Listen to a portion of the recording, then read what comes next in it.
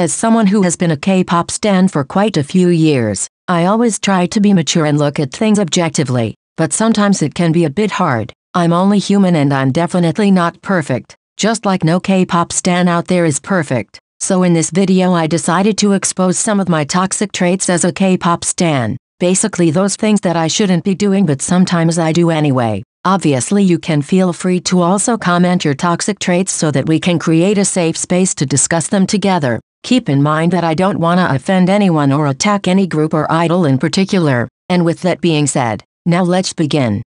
I find myself thinking some unsuccessful groups should just disband so they'll stop wasting the company's money. I know I'm wrong for thinking this way and I won't name any names since I don't wanna offend anyone, but sometimes I can't help but thinking there's no use in investing in some groups because they never seem to grow bigger. Matter of factly, they sometimes start losing popularity over time. Yet the company is still spending money on them, money that they could be spending on artists that are actually worth investing in. I know I'm awful for thinking this, because even if these groups are unsuccessful I'm sure they have plenty of talent and the idols deserve all the support from the company. That's what a company should do, invest in their artists. I know, but like I said, sometimes there are certain groups that just feel like a lost cause, and at that point I find myself thinking that it would be easier for everyone if they just disbanded. I'm so sorry.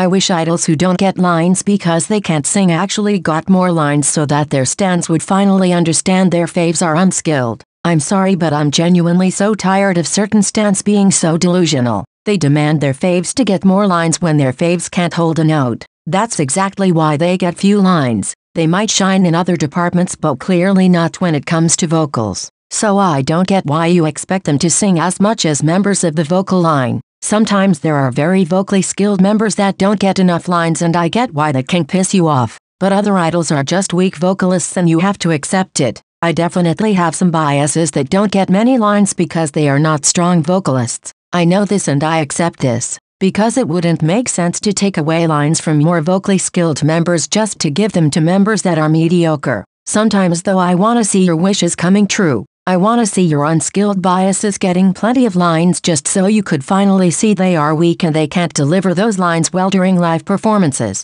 Then maybe you get a much needed reality check.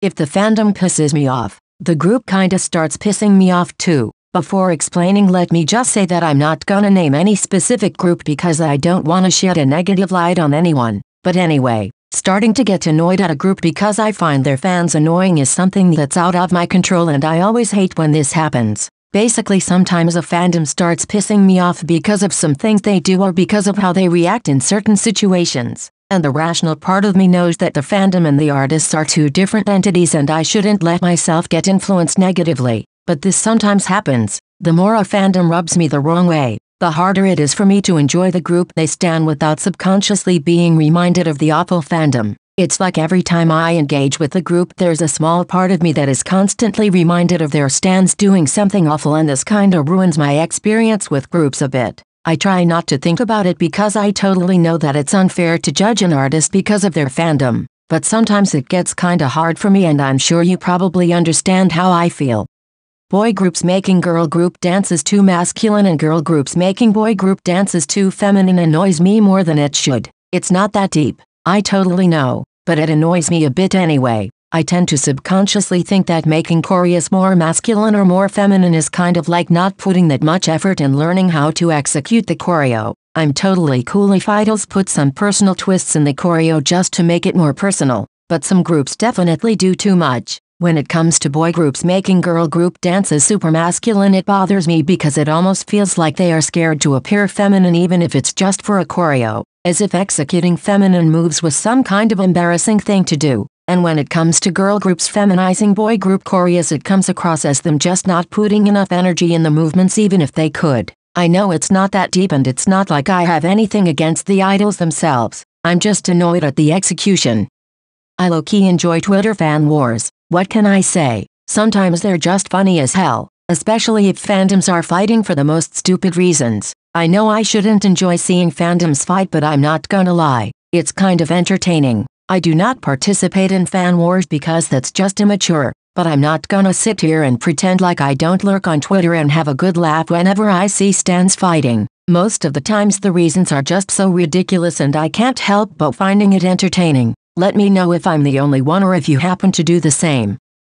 I low-key enjoy seeing Wonyoung pissing y'all off so much for every little thing. Let me explain. Obviously I hate seeing people getting triggered because of Wonyoung all the time. This poor girl can't even breathe and you criticize her. It always pisses me off like crazy, especially if it's about serious misunderstandings like spreading false informations about her being rude, mean, about her being an attention seeker. It's awful, really, but a small part of me kinda enjoys seeing y'all get triggered over the most stupid things. For example, Wonyoung eating a strawberry or biting a slice of pizza. That shit is just funny. The fact she manages to make you all so enraged because of something so silly needs to be studied. The truth is that I find it so funny seeing all these pathetic insecure people with no life projecting all their jealousy onto her. These people know that they will never ever compare to Wonyoung, and instead of doing something useful in their life they chose to nitpick everything she does. It's sad and annoying, but a small part of me likes seeing you all so mad over nothing. Y'all are pathetic as shit. It serves you right.